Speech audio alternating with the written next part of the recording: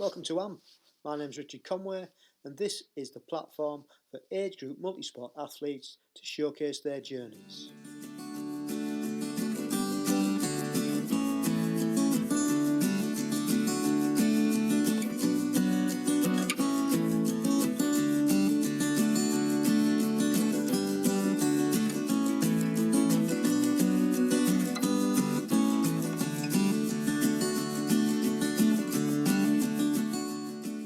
Welcome along to episode 34.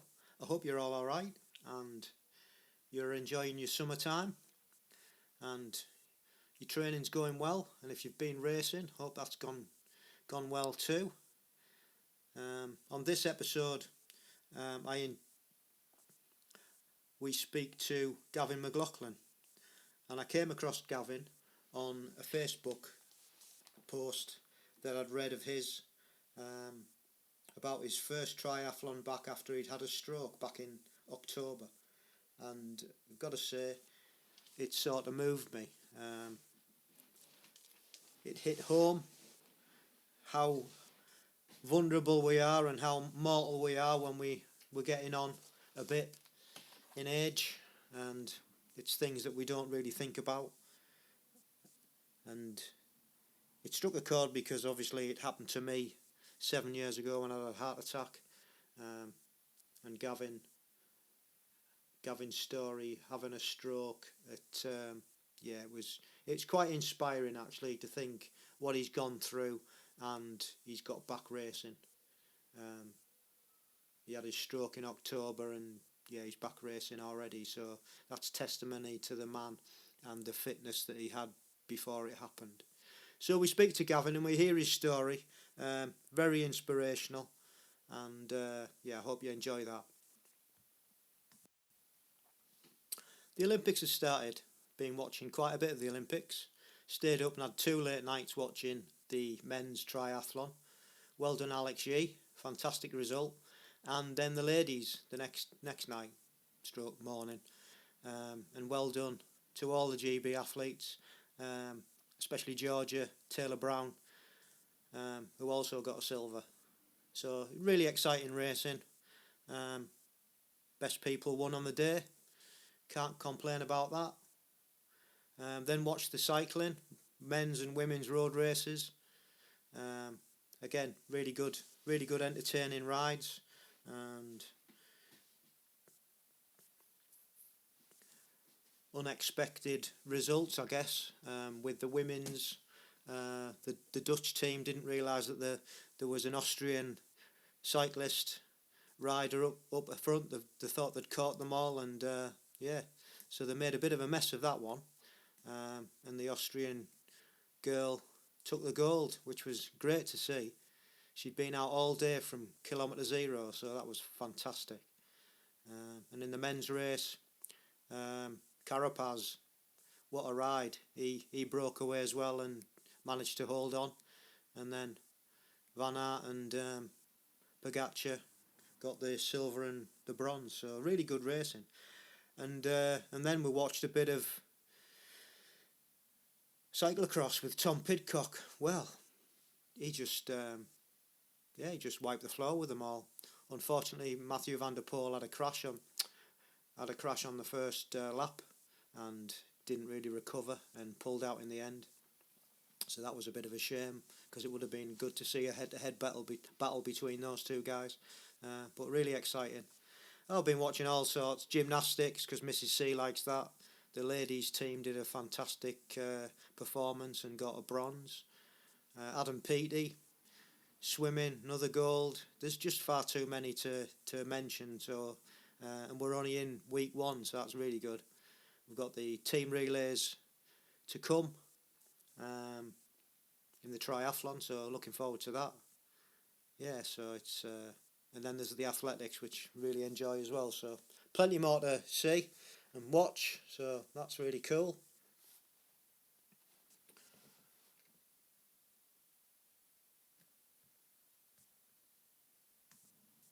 And a few congratulations on the domestic front. Quite a lot of racing going on. We had the Outlaw full distance triathlon at Nottingham, home pay point, and myself and Mrs. C went across to watch in the afternoon. One of our teammates, Simon Sharp, was racing. He'd been preparing, I think for a couple of years for this. He'd never done one before, and he was, he trained hard, and he smashed it. So he did really well. It was great to be able to go along and cheer him on.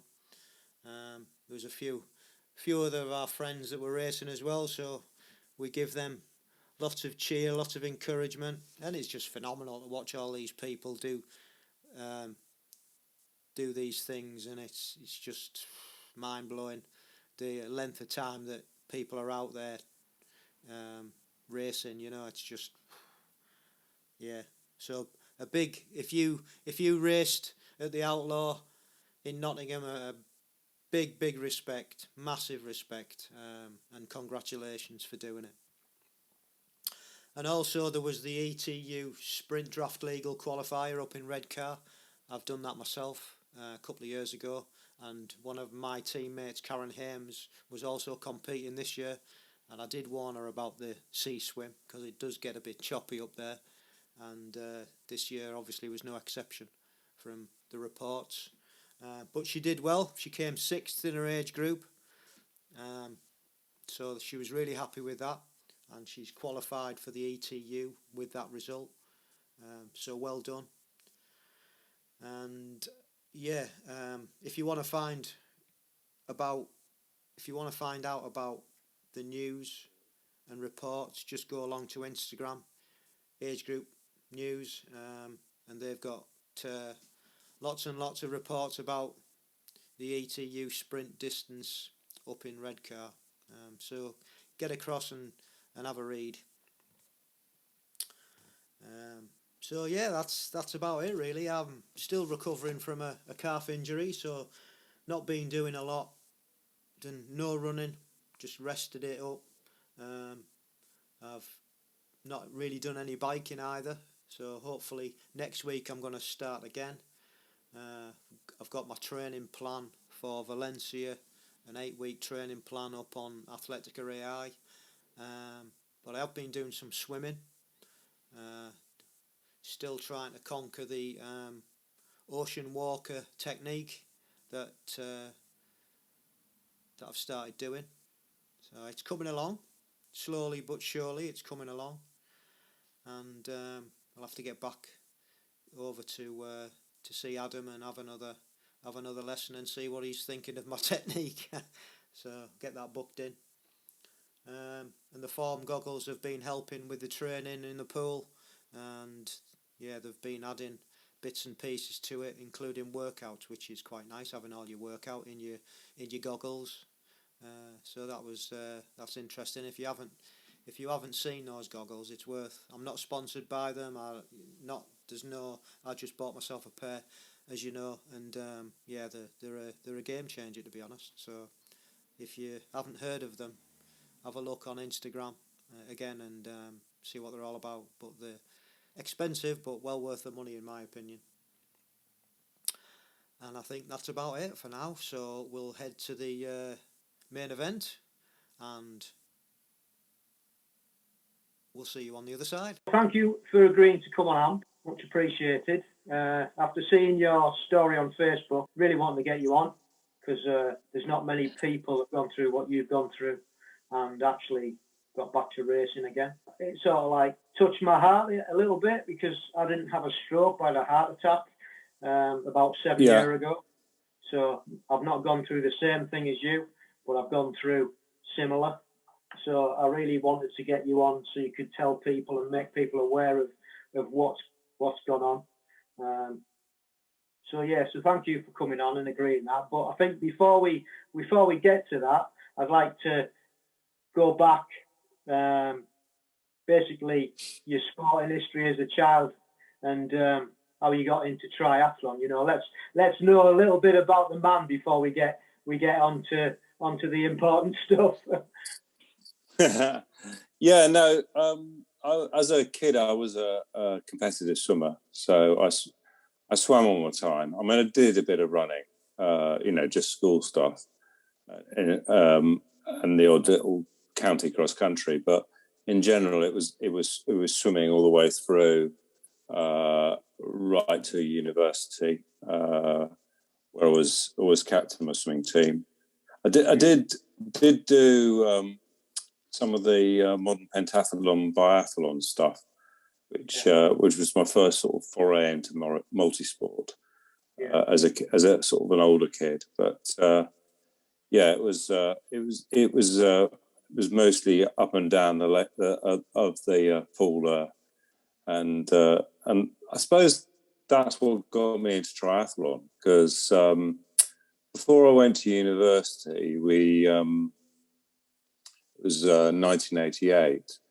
And I was having a year off down in Portsmouth, so I was swimming with a club down there, and three of us we kind of saw this local sprint relay triathlon. It's actually still happening. It's Southwater relays, and basically we thought, we can swim, we can run a little bit, and then one of them guy used to be a really good cyclist, so he reckoned that cycling wasn't that bad.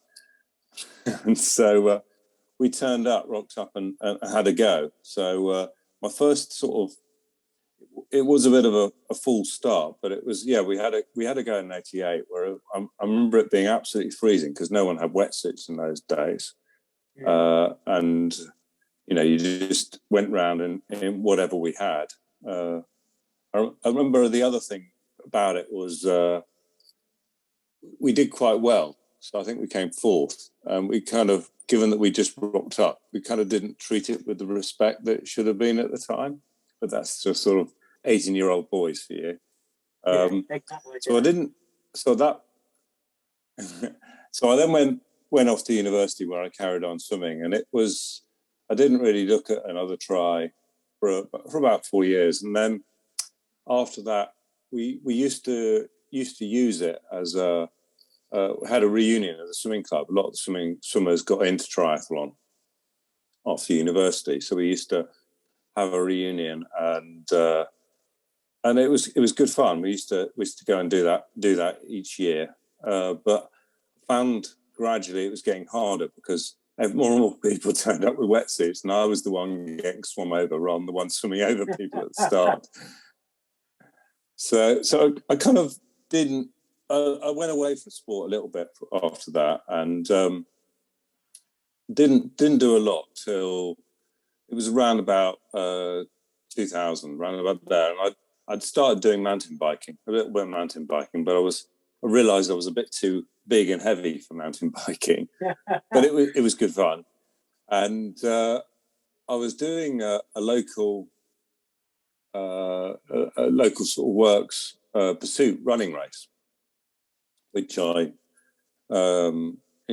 smashed everybody at. And someone said, "Oh, you can't swim, can you?" And I said, "Yeah, I can swim." And then I could swim. "Oh, can you bike?" Yeah. So why didn't you try a triathlon? So there was a local sprint one down near me, Newbury Triathlon, and they had a novices category, I think, which I thought, well, as I've only done a couple of just relay ones, I haven't actually done a proper one. I thought I'll do that one, and so I went in and did quite well. Won the novices, came fairly high up in the field, so that kind of got me back into it. Got me into it, and then I did a few more, and bought myself a serious bike, and that was really how I got into tri. Yeah. And were you part of did you then become part of a club, or have you always been on your own? Have you got a coach or anything? So I've always been self-coached. There was a little local club round here, which was more. It wasn't an official club. It was a group of like-minded triathletes who used to meet and swim train and stuff like that. And then I think after a while that folded, and a couple of them went their separate ways. And a load of them joined one of the local triathlon clubs that I'm still a member of, and we had organised swim sessions, which was good, and then we used to go out on the bike, and then running was with the athletics club, so it got me into running with the athletics club. So I started coaching junior athletes as well. So I've never had an official coach. I've met a lot of coaches and taken a lot of advice off those coaches, because I used to run sessions for the local for the athletics club for juniors who wanted to try triathlon. So we kind of introduced them to triathlon, and then got them, some of them that were keen, we kind of got them up, and then moved them up into the local, into the regional academies. So you've been, all in all, you've been doing triathlon for quite a long time then. Yeah. No, it's something I just like. I like the variety of it, and I kind of. It was funny about taking it serious. You asked the question about wanting to go into age group, and it's one of those sort of growing things why I got into it. So it was more a case of I'd always wanted to do something and represent my country right from a young kid, but I knew I wasn't good enough at swimming, and I remember one of the guys that I used to swim with, Richard Stannard. So I saw him competing for GB in the triathlon, and then I also had a number of my university friends who weren't particularly as good swimmers, and they switched in and represented GB. So it was always at the back of my mind, and I always said I was going to do it, but I never did. Yeah. So it was sort of finally the switch when I was in my late 40s, and I could see 50 coming up. I suddenly thought, no, I'm actually going to get off my horse and do it, take my training seriously, and push and see what I can do.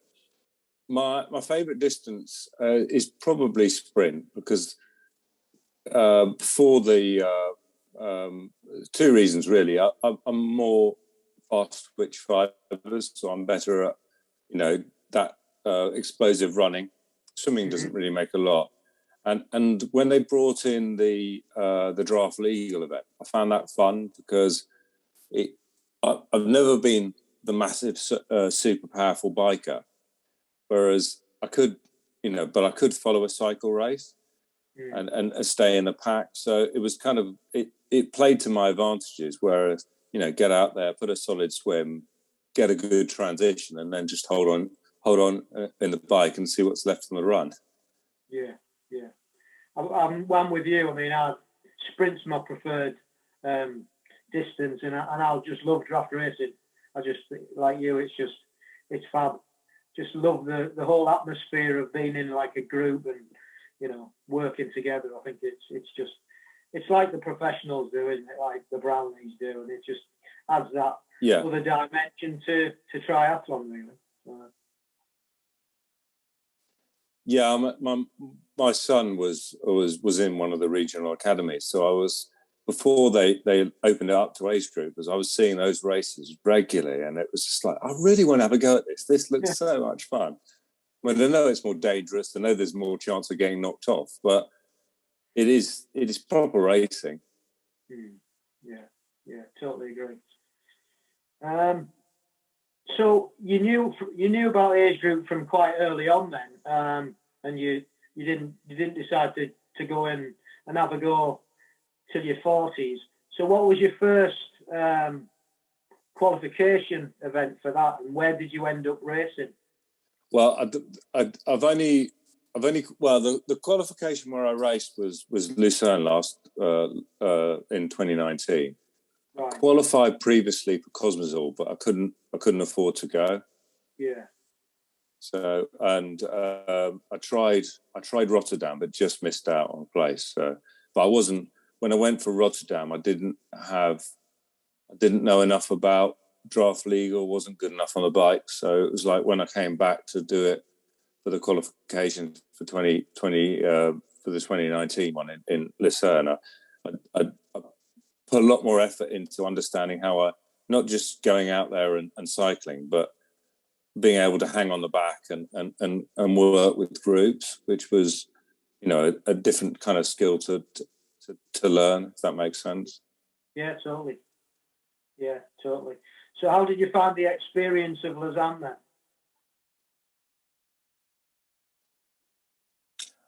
It was absolutely unbelievable. It was just racing in an environment. I remember the first day I was cycling along, just doing a course recce, and these guys in this car coming along sort of opened the window and shouted at me. I thought, what the hell are they shouting at me for?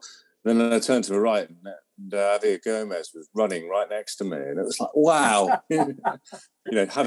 Having those guys not just racing around you, but training around you was just incredible. Yeah. It's really special when you've got, the elites racing, and you're on the same course as they're going to be on, and they're all there, and you can get to speak to them and get photographs with them. It's the last thing they want, I know, but it's like, it's so, you can just available, isn't it? I don't think there's many other sports like that. Yeah, I've not found a sport like it. The only sport I used to do a little bit of rowing when I was at university, and we luckily enough got to race at Henley, and we were doing a training and a bit of mixing. We ended up racing just a short 2 minute stretch, the world champions. But that's the nearest thing I've ever come to being able to be near, absolutely the guys at their elite level. And they are so fast. You don't appreciate it until you try and, they're right next to you. Yeah, they are super, super fast.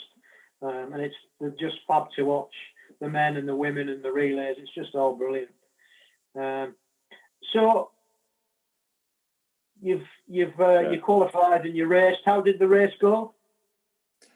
Pretty well. Came 24th in my age group, fourth Brit. So it wasn't. It was I thought one stage I was third, but it was there was one guy a bit further ahead. There was three of us all fighting for the place at the end. Yeah. That was really good though for your first one. And have you got any? Have you attempted to qualify since? No, I'm gonna. I need to be probably a good. See how I am in a couple of years whether I can get back to being competitive, really competitive. I need to, at the moment I can. My running's coming on in leaps and bounds on a daily basis, but you've got at the moment it's 20. I'm 28 minutes is doing well, so I need to be down below the 20s to think about qualifying. Yeah, I mean, I didn't really mean like sort of now. I thought before you'd had your stroke, had you tried to qualify for anything else? Well, I had the last race I had in my diary was the 2020 qualifiers at Eton, so that was what I translated into the Banana Try to do the raise the money this time. But yeah, no, it was I was probably. With me and with the family situation, as much as I'd love to do all the international ones, it's really looking at the ones where I can actually reasonably achieve. Yeah. But it might change. My kids, once my kids go to university and get through, then I've got a bit more time for us. And I'm not having to think about 4 tickets every time. Yeah, that's exactly right. Because it's, just doing it on your own it's not cheap, is it? It's expensive, and then when you've got to take your family or even, your wife or whatever, it's just it adds to the cost, doesn't it? And I mean, I'm a bit older than you, and fortunately my boys are well gone, so we have got the luxury of what you're hoping for in the future. So yeah, it'll come. It'll come. So what's your that's a great story, and you obviously aren't finished with it, and I'm sure you'll get back. So what hints and tips have you got for anybody, well, one, wanting to start triathlon or multi-sport in general, and two, to try and qualify? Well, I think with starting triathlon, I think it is what I would probably say to people is, make sure they're having fun, but also make sure they think about the transitions, not necessarily to be super fast, but it just makes that brick training, the ability, beforehand to have practiced taking your shoes, putting your shoes on when they're wet, or putting into cycling shoes and mounting. That is so important, so confident. And I've seen when I've been marshalling at events, it's the thing people come a cropper on, because they don't, they're used to mounting nice and easily when they go out for a cycle ride, or they're used to getting off the bike. And when I was with working with the juniors, it's one of the first things we worked on was how, not necessarily starting with the flying mounts, but confidently pushing your bike, confidently getting on the bike, and those kind of things I think would really help a beginner out. In terms of age group, in terms of qualifying, which mine is sprint, I think the hard bit, because of being a draft legal, you need to work on your swim. If your swim isn't, you don't have to be the first person out, but you need to try and be hanging on the back of the group. And if you're not there, or you're nearly there, it's learning from looking at the elites. It's really bursting out of transition. So that first 1 or 2K on the bike really is important. Picking up people, forming a group, driving as far up the field as you can, because once you let a big group go, you're not going to get them back. Yeah, absolutely. It's 100%. Yeah, it's really important. And you're lucky if, like, you've got a good background in swimming, so it really helps. Me, not so much. So I struggle. But like you say, practice, and sometimes you get lucky and sometimes you don't. It depends who you're up against. So, but yeah, really important. Yeah, I mean, I think these days a good wetsuit and relaxing into the swim can really help. Levels things out quite a lot, and so I think making sure you've got the open water practice, so that you're comfortable in using that wetsuit, and you're used to having a slightly better body position. Yeah. Great. So what's your favourite bit of kit? Oh, favourite bit of kit, I think it's probably my GB suit, to be honest. But, I love it. Other than that, it's my Propel bike. I love the first answer. Nobody said that one yet. I love that. Well, as I said, it was a dream, and it's I've worn it throughout the whole of my period of rehab. So I wore it in hospital, not the tri-suit, but my shorts and my top, because to remind me that I was, an athlete returning. Yeah. No, I think that's really good, really good. So what are your short-term? In fact, before I ask you about your short-term and long-term goals, let's just now get into what happened to you on the 17th of October. So 17th of October, I'd actually been out for a bit of a ride actually beforehand, and I came back with some pins and needles, and that progressed, got worse, and I ended up in hospital with a stroke, which I thought was okay. I could cope. It was only, at that stage, just had a bit of weakness on my right hand side, and I thought I can work through this. It was not too bad. I'll be home in the morning. When I woke up in the morning the next day, which I was still in hospital, it was getting a bit worse, and I ended up losing the whole of my right hand side of my body. I couldn't move my arm or my leg, and so it was quite a shock. And I was sitting there in bed as well, you know, but you not only lose your right hand side, but you also lost a lot of your facial everything droops, everything, all your words are slurring. It's really hard. All your muscles on the right hand side basically go. Other than pins and needles, did you have any prior warning to that? No, it was just a progressive just pins and needles down on my leg, and then it went to suddenly feeling that I didn't, you know, slight loss of motor control on my right hand side, and then the noticing that suddenly I wasn't slurring, but it was just forming words was just that much harder, and so half of me knew what was happening to me, but half of me goes, it doesn't happen to young guys, and it should. And if it does happen to young guys, you've got to be fit, but you know, overweight and out of shape, which is not true. No. So when you got to hospital and they saw you, in my experience, having had a heart attack, they didn't really know what to do with me because I wasn't the average person who would get a heart attack. I mean, I was fit, I was training, I was eating well, you know.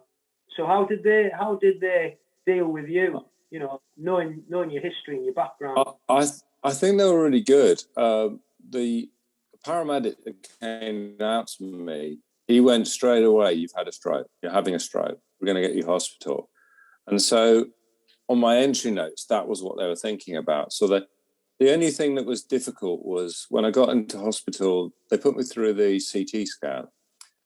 Because my stroke was in the brainstem, which is from a mobility, the worst place, they couldn't see it. So by then, because they can't confirm, because they have to check whether it's a blood clot or a bleed on the brain before they can work out whether they can treat you. And because they couldn't see the clot and they couldn't see the blood bleed until I had the MRI, and that wasn't available till the Monday, by then it was just too late to put any thrombolize me and sort it out and probably reduce the impact of the stroke on my body. But that's just one of those things. It's being where the stroke actually occurred.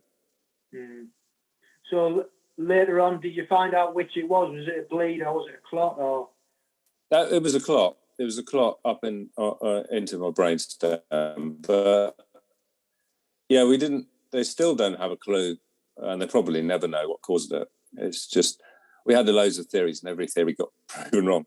So the original one was, which I hadn't realised, I'd had I come off my mountain bike actually 2 weeks previously, just slipping on a bit of wet chalk, and they thought maybe I had a bit of whiplash. Maybe that's what came off in one of my arteries in the neck and went into the brain. But when they checked, it was they could see a tiny bit of damage, but it wasn't on the side where they got it come from. So there's a lot of reasons that they check. I didn't realise 1 in 4 people, even if they're fit and healthy, often have small holes in their hearts, which can cause strokes, as can atrial fibrillation.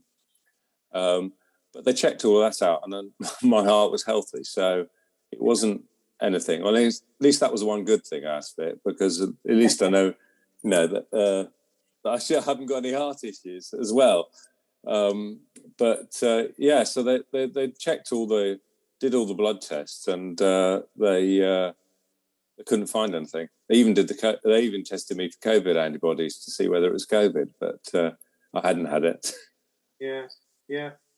It's just so bizarre, isn't it? How it just all of a sudden just something like that just happens, and we don't know why. Yeah, I mean, it's just probably.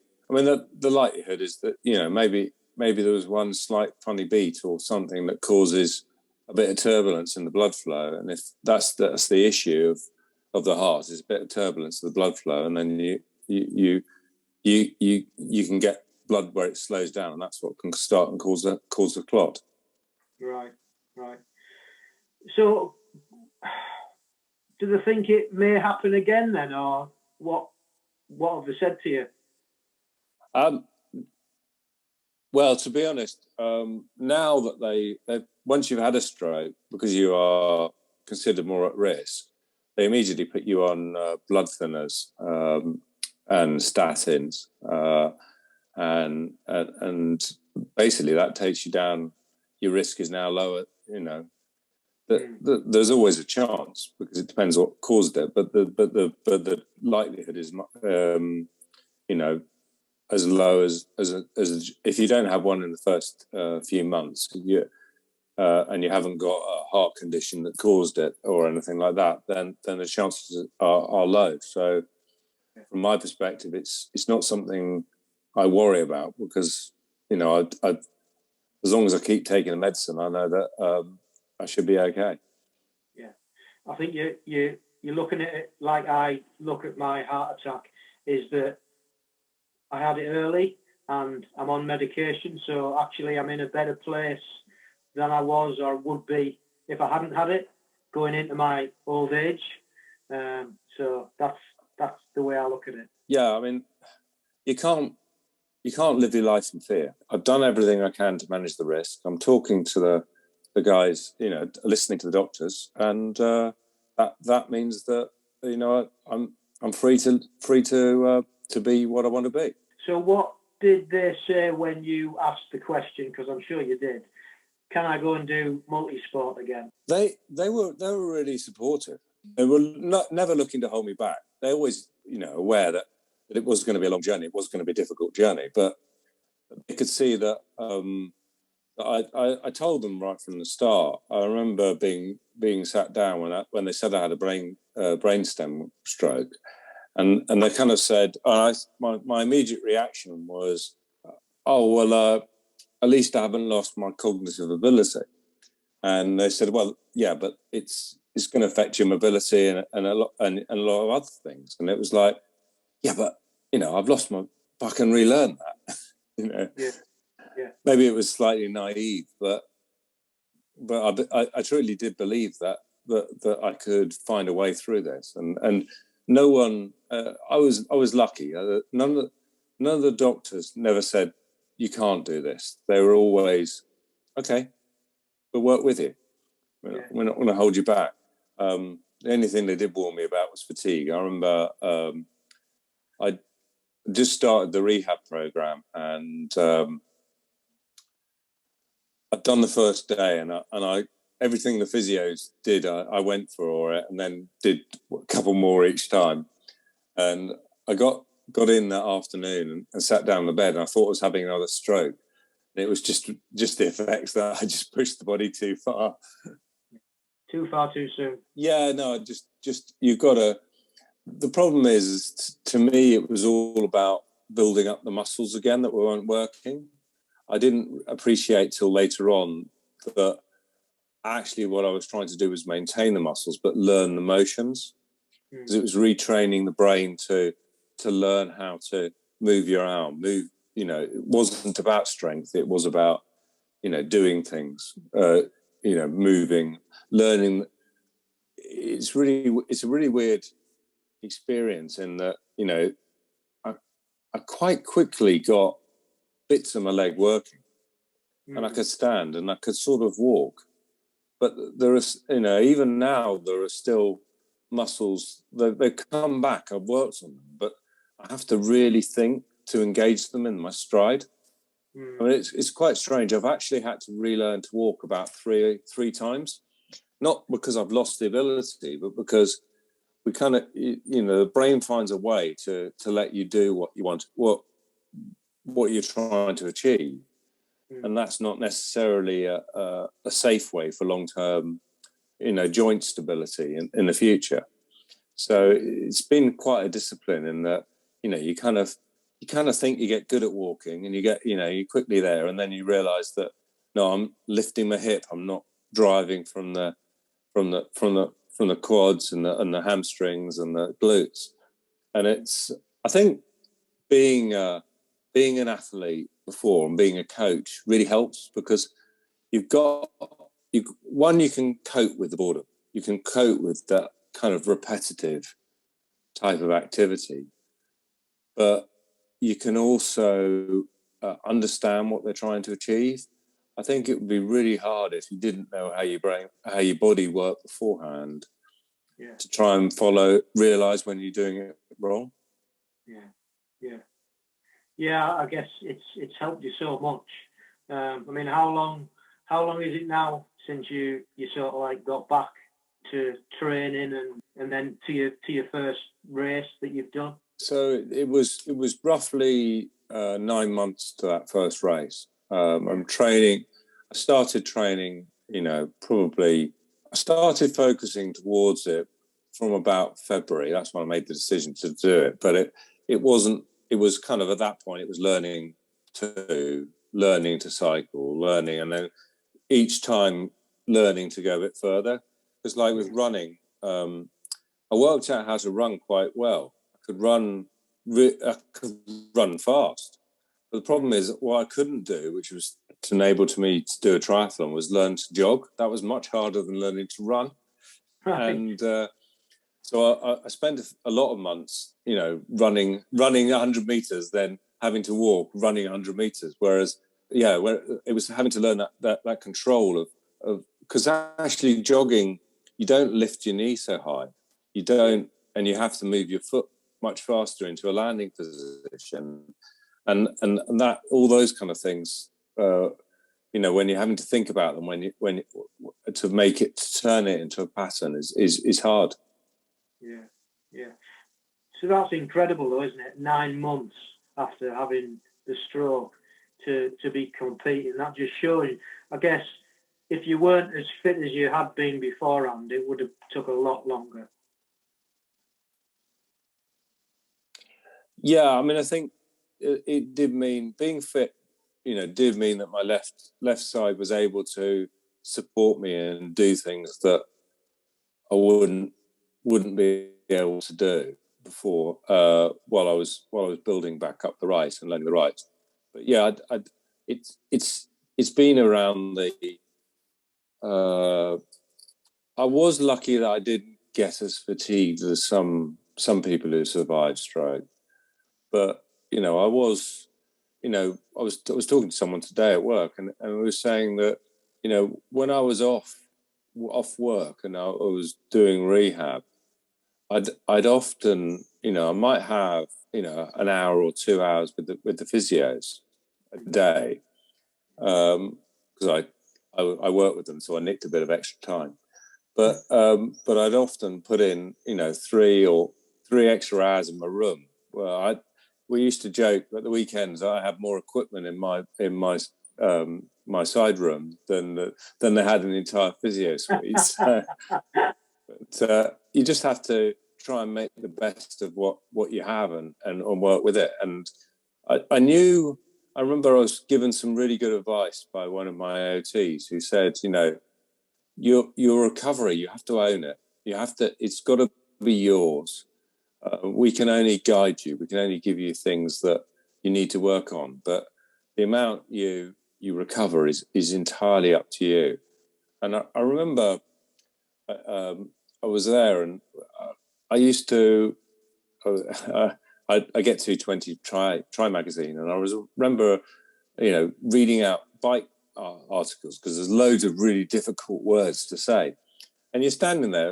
Luckily I was on a sideboard, so I could just stand there and practice my speech for a good 30 minutes reading articles, reading articles out loud, just to try and practice those sounds. Don't know what the nurses thought when they were walking past. That's fantastic. I love that. So how did the triathlon go? It went really well, because I thought it would take me maybe a couple of hours. I thought it would take me, I wanted to be sure that I could finish. And my main goal was to try and get through the run without walking. That was what I really wanted to do. I hadn't managed that in training. The most I'd managed was 2.5K, then have a break, and then 2.5K. So I kind of gingerly got in at the start because there's quite a steep ramp in. They weren't doing mass starts. It was a 10-second interval starts. Yeah. And so I went over the timing mat and gingerly climbed down to the water. And then I got in the water and I started swimming. And I think luckily for me, there was a couple of guys in front who were doing breaststroke. And I quickly caught them, and it suddenly spurred me into that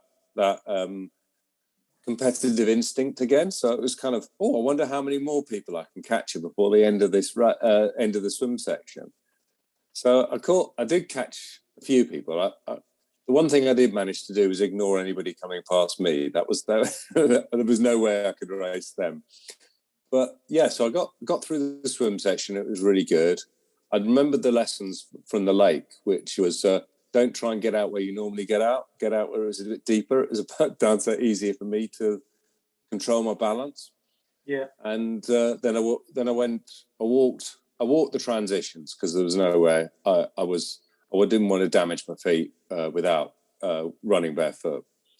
And they were really good at Eton Dorney in that they allowed adaptations for me, so that they let my son in, who knew what he was doing, in to help me remove the wetsuit, because I can get one side off, but the strength to pull. Actually, it's pulling my left side off, which is much harder because you need the strength in the right arm. Mm-hmm. But yeah, so he helped me out with the wetsuit, and that's got to be my personal worst transition. There was 7 minutes across the transition point, but that was not too bad. I think a lot of people over it. That's fantastic.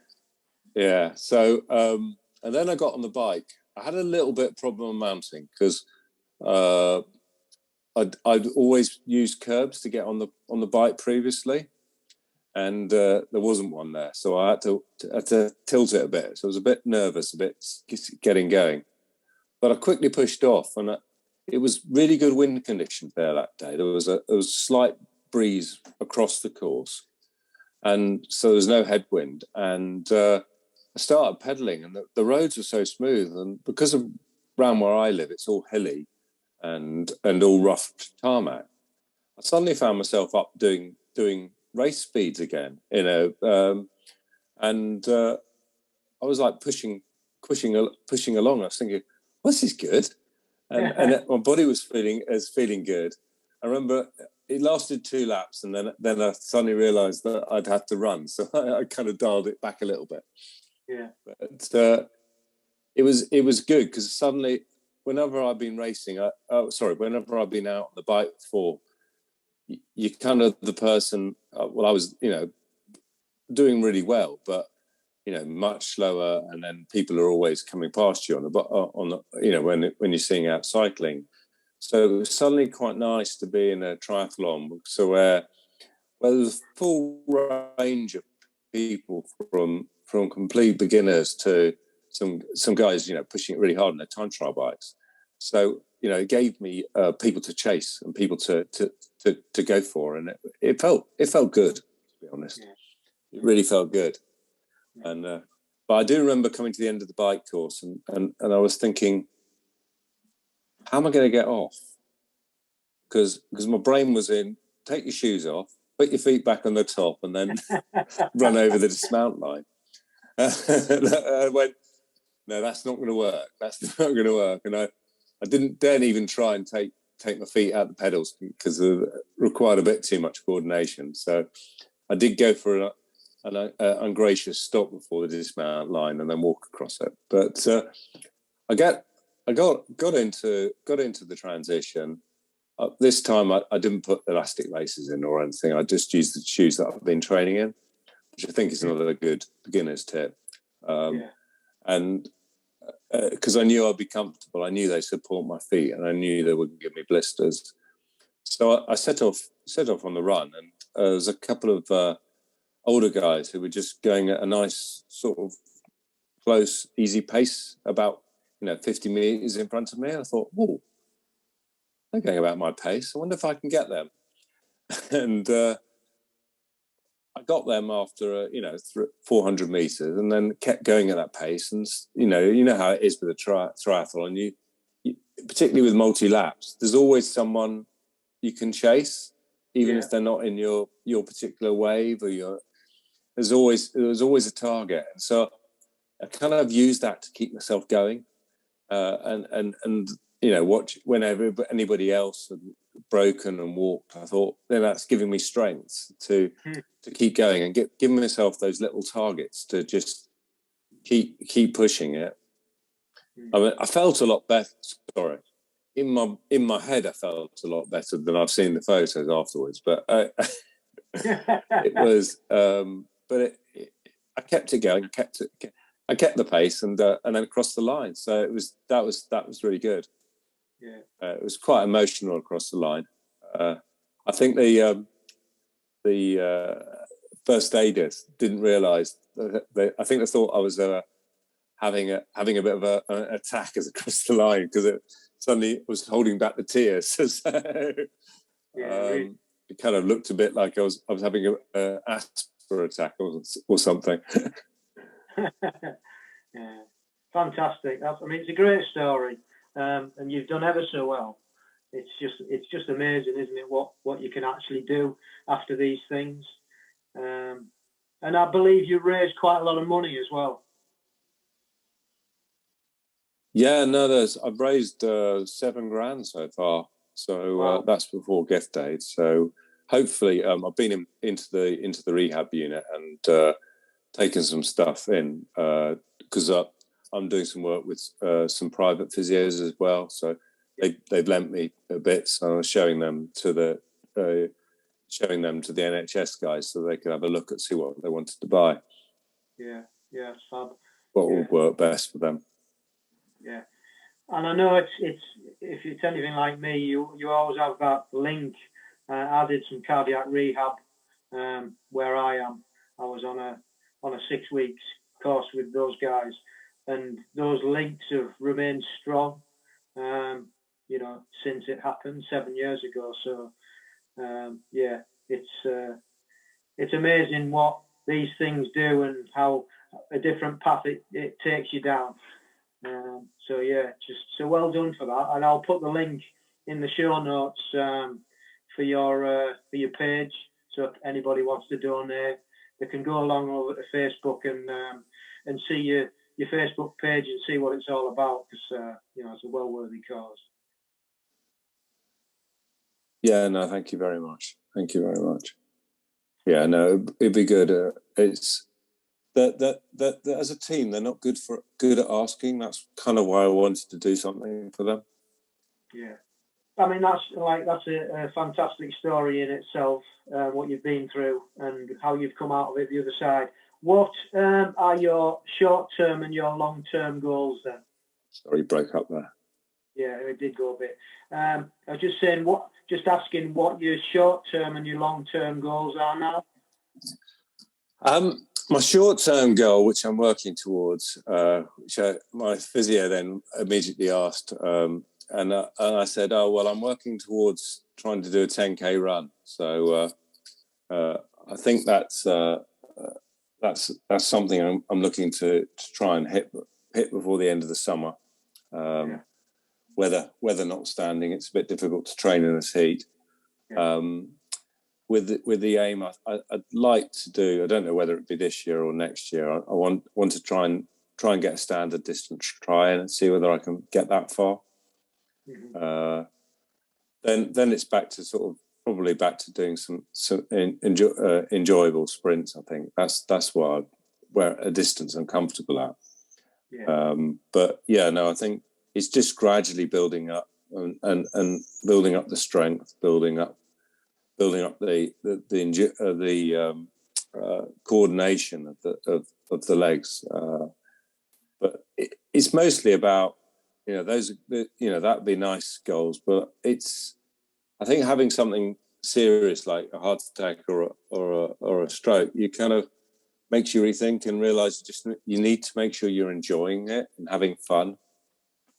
Yeah, I mean, it puts a completely different, not just on what we do, just on life in general. It just gives you a completely different focus and outlook. I found that, your world just changes. It's amazing. Yeah. I mean, I remember.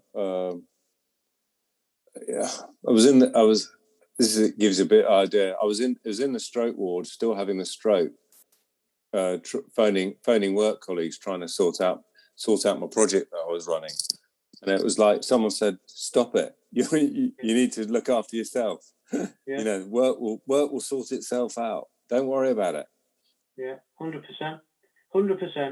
And I hope you take that advice on going forward as well, because work's work, but you only get one life, and you've really got to look after yourself. And if you can't look after yourself and you're not healthy, you're no good to know, are you? No, I agree. And it's there's no point throwing hours and hours and hours, because no one's going to write that in your gravestone, are they? Absolutely not. So it's been an absolute pleasure to meet you. Thank you ever so much for coming on and sharing your story. And I hope it inspires people want to donate and go and check out your story, but also think about their own mortality and, not want to be too morbid, but you know what I mean? It's important. Yeah, no, it is important. And it is, the message that anybody can have a stroke, and to think about it, because the quicker as soon as you realize that is something you might be having, and most of us do have a hunch, and particularly if you're young, the quicker you can get it in there, that they might be able to do something. They might be able to save a lot of what you could lose. And so it is really important. Fabulous. Well, again, thank you ever so much. That's a great place to leave it. Brilliant. Thank you very much. Cheers then. Wow. What a story. What a journey. Incredible to think 9 months having a stroke. And probably, and maybe, that's speedy recovery that he's going through. Is a lot of hard work, obviously, but down to the fitness that Gavin had prior to having his stroke, it must have helped. But yeah, hope you're all inspired by that, and just not, again, as I said in the interview, not wanting to be too morbid about it all, but really do have to start looking after ourselves. We get to the stage where we're fit, we're healthy, but you never know when one of these things happens. And yes, it's not as common as it may appear to healthy individuals who look after themselves and have a decent lifestyle. But yeah, you've still got to be aware, and just take care, kids. Right, on to this episode's lifestyle hack. And on this episode, I've got a little story, and it's about breathing and how I come to really be aware of the power of breathing. And it basically happened when I was working. So I'm a gardener, and at a certain point of the year, usually around about July, I start doing a lot of hedge cutting for my customers. And on this one particular afternoon, after doing lots and lots of hedges, I was doing a hedge at the cemetery, and don't even remember it happening, but my hand got pulled in to the hedge cutter, and the hedge cutter stopped, and I was like, oh, what's happened there? And I looked down, and my fingers were crushed in the hedge trimmer. And I was like, oh shit, what am I going to do now? Working on my own. First thing I did was pulled my fingers out the hedge trimmer, and got off the ladder, got my hedge trimmer, rang my wife, and basically said, can you come and pick me up? I had a bit of an accident, couldn't drive my van, obviously, with a hand all the way it was, wrapped it in a t-shirt to stop the blood flow, and raised it above my head. While I was waiting, I started to breathe. I started box breathing. 4 in, hold for 4, 4 out, hold for 4, 4 in, hold for 4, you get the picture.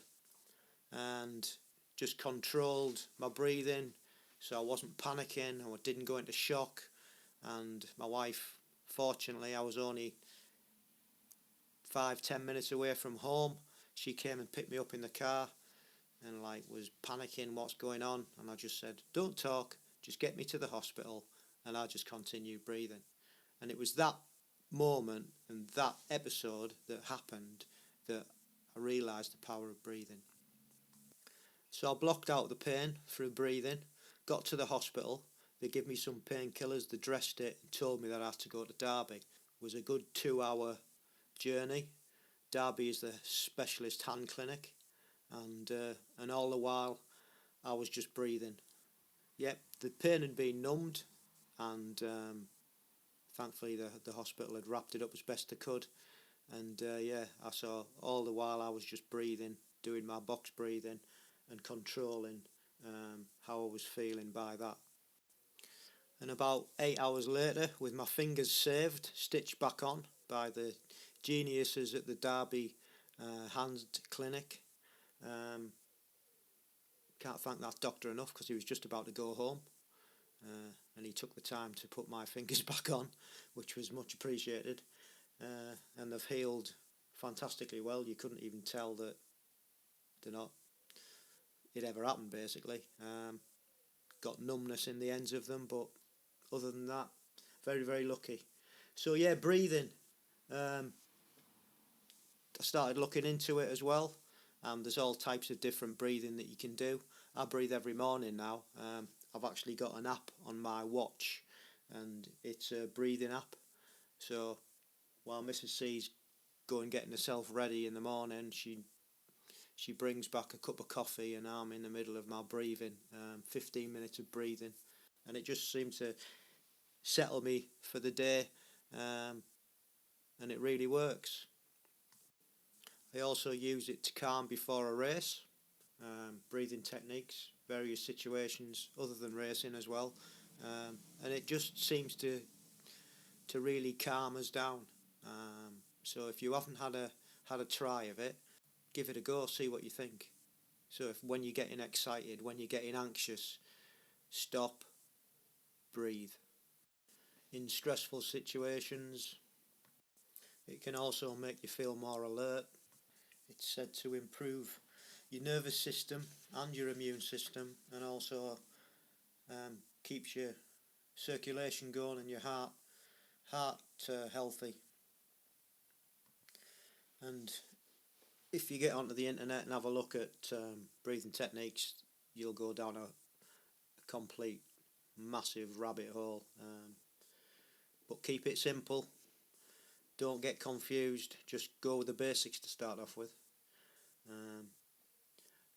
One of the other things that I found and I've read about is, and I've probably mentioned it before, but the use of breathing to give you an advantage in exercise. And there's a book that I'm halfway through called The Oxygen Advantage by Patrick McKeown, and the ways that he's claiming that he's scientifically proven breathing techniques to help with maximising the benefits of a fitness program and stimulate high altitude training. He claims it can also improve your sleep and focus and concentration, as well as other things. And I'm about halfway through it, and I've got to the point where I know the technique, but I just haven't put it into practice. And I thought, well, there's no point in carrying on reading the book until I start using it in practice and seeing how it affects me. And I just haven't got around to it, so that's on me. But breathing. So have a look into it. Really interesting book, The Oxygen Advantage, to be fair. See what you think. So that's basically this episode's lifestyle hack, breathing. So that's it for this episode. Once again, thanks to Gavin for coming on and sharing his wonderful story. And thank you guys for listening. And I hope you have a good fortnight till the next episode. And if you want to get in touch, please drop us an email at agegroupmultisportpodcast.gmail.com. You can find us on Instagram at amp_1967. Find us on Facebook at ampgb.